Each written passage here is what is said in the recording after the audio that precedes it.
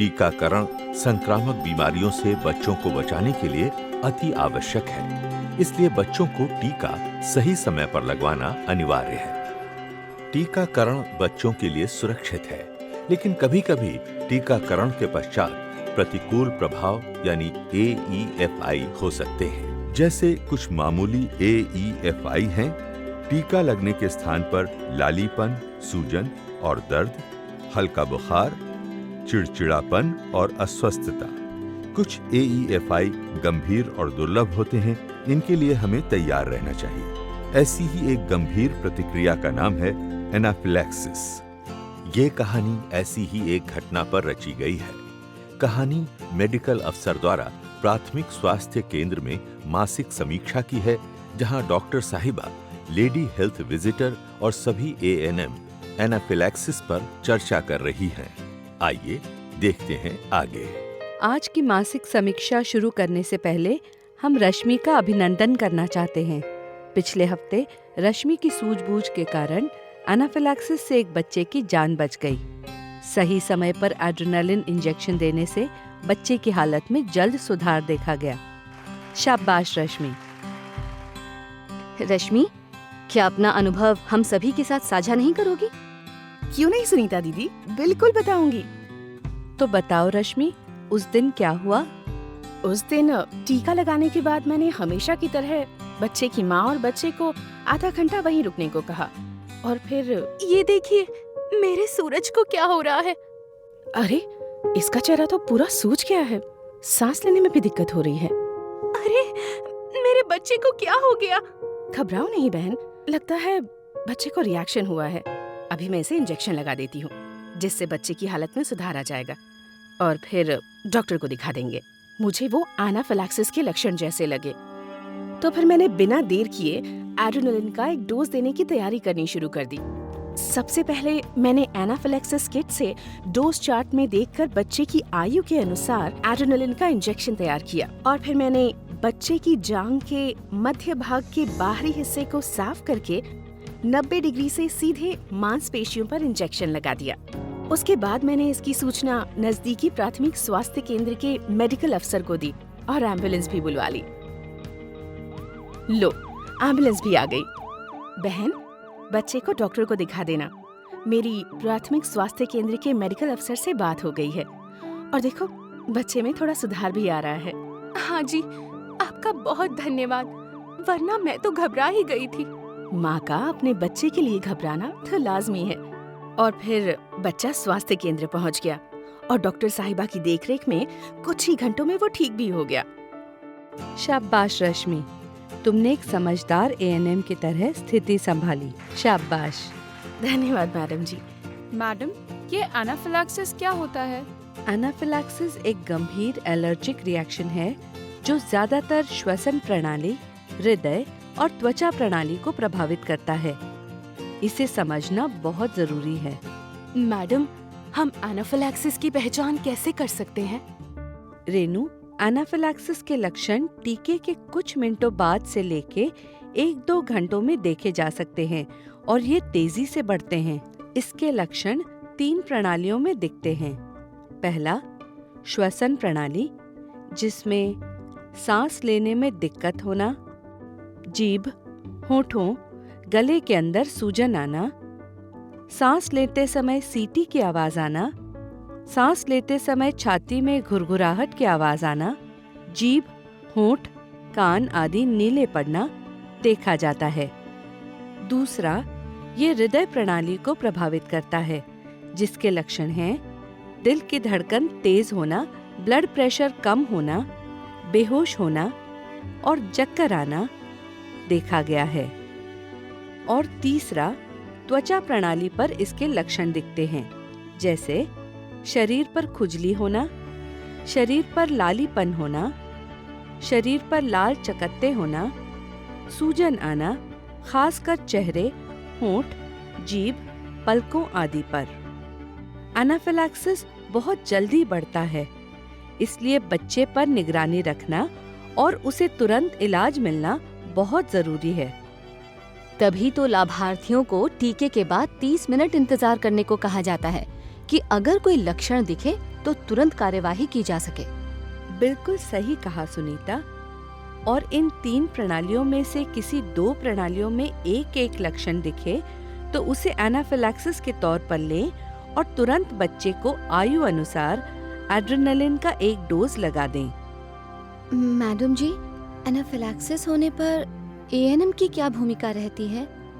Anaphylaxis का सही समय पर इलाज न करने पर यह जानलेवा हो सकता है। अब इसके लक्षण दिखने पर एएनएम को एड्रेनालिन का एक डोज लगाने की अनुमति है। इसलिए सुनिश्चित करें कि टीकाकरण सेशन करते समय आपके पास एनाफिलैक्सिस किट मौजूद हो। एनाफिलैक्सिस किट हमेशा तैयार होना चाहिए और हमें हर 3 महीने में इसे मेडिकल अफसर से एक्सपायरी डेट के लिए प्रमाणित कराना जरूरी होता है। एकदम सही। मैडम, एनाफिलैक्सिस किट में क्या-क्या सामान मौजूद होना चाहिए? अच्छा प्रश्न पूछा पूजा। किट में एड्रेनालिन के 1 ml 1:1000 डाइल्यूशन की 3 एम्प्यूल, 3 1 ml के बिना सुई वाले ट्यूबरक्यूलिन सीरेंज या 3 40 यूनिट्स के बिना सुई वाले इंसुलिन सीरेंज, 3 24G या 25G की 1 इंच लंबी सुइयां और त्वचा साफ करने के लिए रुई मौजूद होनी चाहिए। हमें एड्रेनालिन की एक्सपायरी डेट का अवश्य ध्यान रखना चाहिए। और हाँ, एक जरूरी बात, एड्रेनालिन एपिनेफ्रिन के नाम से भी आता है। इसके अलावा एनाफिलैक्सिस किट में डोज चार्ट या खुराक सारणी, PHC या CHC के मेडिकल अफसर का नाम और फोन नंबर, नजदीकी स्वास्थ्य केंद्र का पता और लोकल एम्बुलेंस का फोन नंबर होना भी जरूरी है। किट में मेडिकल अफसर द्वारा दिया गया प्रमाण पत्र भी होना चाहिए। मैडम जी, अगर सुनिश्चित हो जाए कि बच्चे को एनाफिलैक्सिस है तो क्या करना चाहिए? एनाफिलैक्सिस सुनिश्चित होने का इंतजार ना करें। जैसे ही लक्षण दिखें और आपको जरा सा भी शक हो तो बिना डरे सही मात्रा में एड्रेनालिन का एक डोज लगा दें।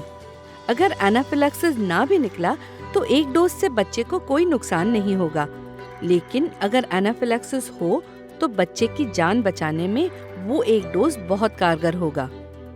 बस हमेशा ध्यान रहे कि इसकी सूचना जल्द से जल्द नजदीकी अस्पताल के मेडिकल अफसर को दें और बच्चे को नजदीकी अस्पताल में भर्ती कराने के लिए एम्बुलेंस की व्यवस्था करें। अगर एम्बुलेंस के आने में देर हो रही हो तो किसी दूसरी गाड़ी में बच्चे को नजदीकी अस्पताल ले जाएं। इसके लिए जरूरी है कि आप नजदीकी अस्पतालों के टेलीफोन नंबर सरकारी प्राथमिक स्वास्थ्य केंद्रों में रखें। मैडम जी, एड्रेनालिन इंजेक्शन लगाने का सही तरीका क्या है, बता दीजिए ना। हाँ बिल्कुल। सबसे पहले शिशु की आयु के हिसाब से डोज चार्ट में एड्रेनालिन डोज की मात्रा देख लें। किट में मौजूद ट्यूबरक्यूलिन सीरेंज 1 ml या 40 यूनिट्स के इंसुलिन सीरेंज पर 1 इंच लंबी 24G या 25G की सुई लगा दें। इसके बाद उचित मात्रा में डोज सीरेंज में भर लें। फिर रुई से जांघ के मध्य भाग के बाहरी हिस्से को साफ करें और 90 डिग्री के कोण पर सीधे मांसपेशियों में इंजेक्शन लगा दें, बिल्कुल वैसे जैसे आप पेंटावेलेंट या DPT का टीका लगाते हैं। एक बात और, अगर बच्चा होश में है तो उसे सीधे लेटाकर उसके पैरों को ऊपर उठाकर रखें ताकि खून का बहाव दिल की तरफ ज्यादा हो। और अगर बच्चा बेहोश है तो उसको एक तरफ करवट पर लेटाकर रखें ताकि अगर बच्चे को उल्टी हो तो वो उसके श्वास नलियों में ना जाए। इसके साथ ही ध्यान रखें, एड्रेनालिन इंजेक्शन लगाने का समय नोट करें, मेडिकल अफसर को रोगी की स्थिति के बारे में बताएं। एड्रेनालिन इंजेक्शन लगने के बाद टीकाकरण कार्ड पर इसका उल्लेख करें। ये सारी बातें समझना बहुत जरूरी है। सभी माता पिता और अभिभावक हम पर भरोसा करते हैं और ये हमारी जिम्मेदारी बनती है कि एनाफिलैक्सिस से किसी की जान ना जाए। क्यों? अब सबको एनाफिलैक्सिस के बारे में सब याद रहेगा ना? हाँ हाँ दीदी, दीदी, अच्छे से। इन सबको तो याद रहेगा। क्या आपको याद रहेगा? चलिए कुछ जरूरी बातों को फिर से दोहराएं। टीका लगने के बाद बच्चे और अभिभावक को आधा घंटा इंतजार करने को कहें। एनाफिलैक्सिस किट हर टीकाकरण सेशन में मौजूद होना जरूरी है। एनाफिलैक्सिस किट में मौजूद सामान की एक्सपायरी डेट के लिए हर 3 महीनों में मेडिकल अफसर से प्रमाणित कराएं। एनाफिलैक्सिस का जरा सा भी शक होने पर बिना देर किए बच्चे को एड्रेनालिन का एक डोज लगा दें। एड्रेनालिन देने से पहले शीशी पर एक्सपायरी डेट को देख लें। बच्चे को डोज चार्ट में देखकर आयु अनुसार ही एड्रेनालिन का डोज दें। एड्रेनालिन का डोज इंजेक्शन द्वारा जांघ के मध्य भाग के बाहरी हिस्से में सीधे मांसपेशियों में लगाएं। एड्रेनालिन का डोज देने के बाद तुरंत नजदीकी अस्पताल के मेडिकल अफसर को सूचित करें।